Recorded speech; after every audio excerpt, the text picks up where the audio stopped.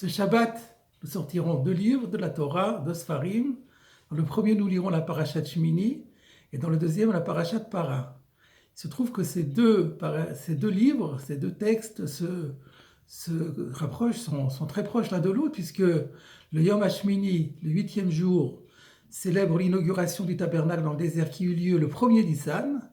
Et le deuxième livre va parler de la procédure de la vache rousse. La première fois qu'on a brûlé la vache rousse, c'était justement un peu avant ce 1er Nissan, pour permettre aux enfants d'Israël qui avaient été rendus impurs au contact d'un mort, de se purifier par la procédure de la vache rousse et d'être en état d'apporter le sacrifice pascal en son temps, le 14 Nissan. Cette lecture de la parashat Para, de cette paracha qui traite de la procédure de la vache rousse et qui se trouve dans la paracha de Chukat, est donc lue chaque année, juste avant qu'on aborde le mois de Nissan. Et d'ailleurs, d'après certains auteurs, cette lecture est une mitzvah de la Torah, obligatoire, comme l'est, d'après de nombreux décisionnaires, la parashat Zachor que nous avons lue récemment. Et on peut se demander, autant aux Zachor se passe de commentaires, on comprend pourquoi c'est fondamental, mais on peut se demander pourquoi, de toutes les lectures de la Torah aurait considéré comme obligatoire juste ce passage qui finalement est relativement d'ordre technique et qui décrit simplement une procédure de purification, comme nous l'avons dit, pour quelqu'un qui aurait été impur au contact d'un mort. Est-ce si important qu'il faille chaque année relire ce passage ? Et même si on dit comme les autres maîtres qui pensent que cette obligation est rabbinique, pourquoi avoir institué cette lecture juste avant le mois de Nissan ? Est-ce que cette lecture est si essentielle qu'il faille la ritualiser ainsi ? Il y a une seconde question que l'on peut se poser, c'est l'Haftara.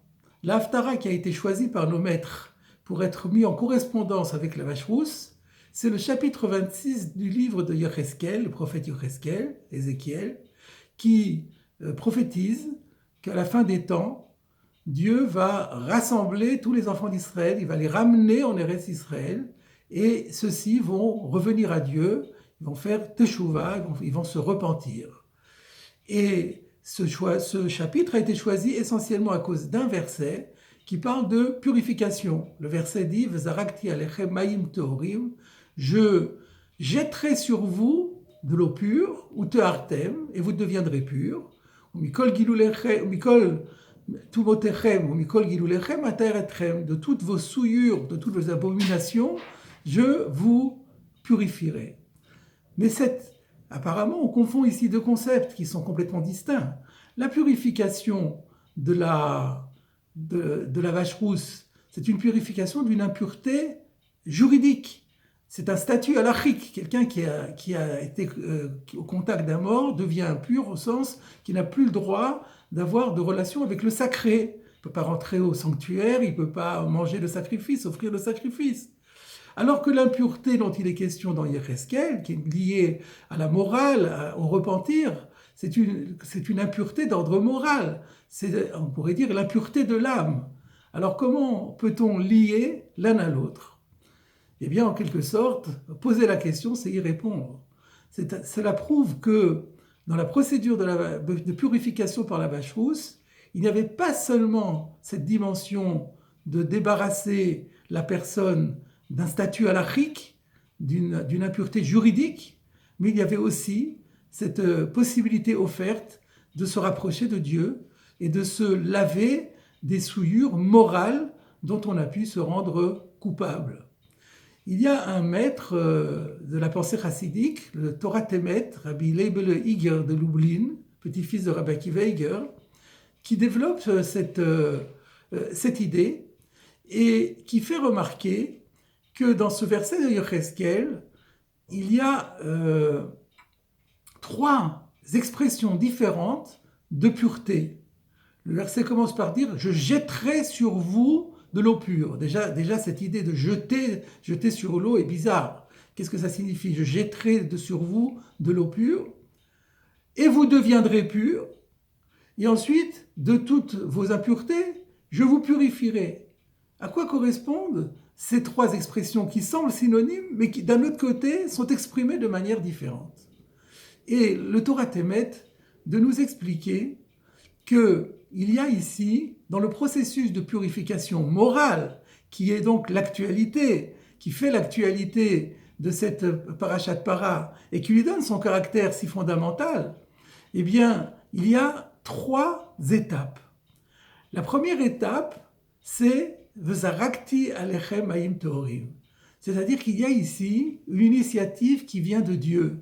Dieu jette sur nous de l'eau pure, ce qui veut dire il crée en nous une soif de pureté que nous n'avons peut-être pas eu, que nous n'aurions pas eu par nous-mêmes.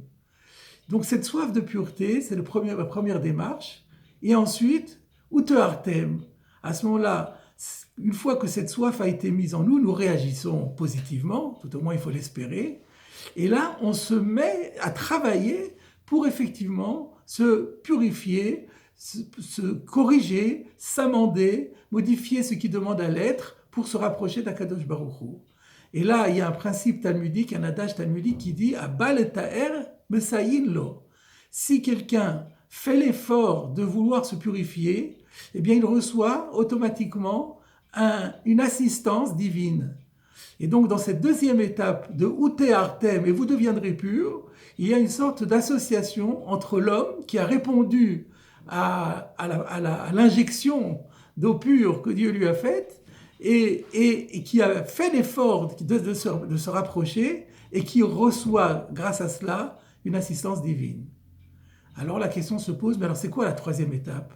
Eh bien, nous dit le Torah Temet, on voit par exemple, quand on voit les lois sur l'impureté des plaies, que parfois la plaie a disparu et quand même on demande à ce que le patient, si on peut parler ainsi, reste encore enfermé pour observation dans sa maison pendant 7 jours. Pourquoi? Parce qu'il pourrait y avoir une récidive. En quelque sorte, cette absence d'impureté peut être simplement une rémission, mais il reste encore une racine qui pourrait permettre une récidive.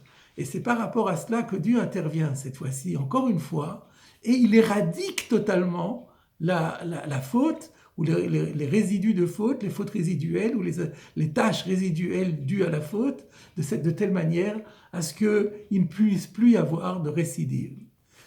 Le Torah Temet, encore lui, fait remarquer que ces 3 étapes se sont produites justement au moment de la sortie d'Égypte.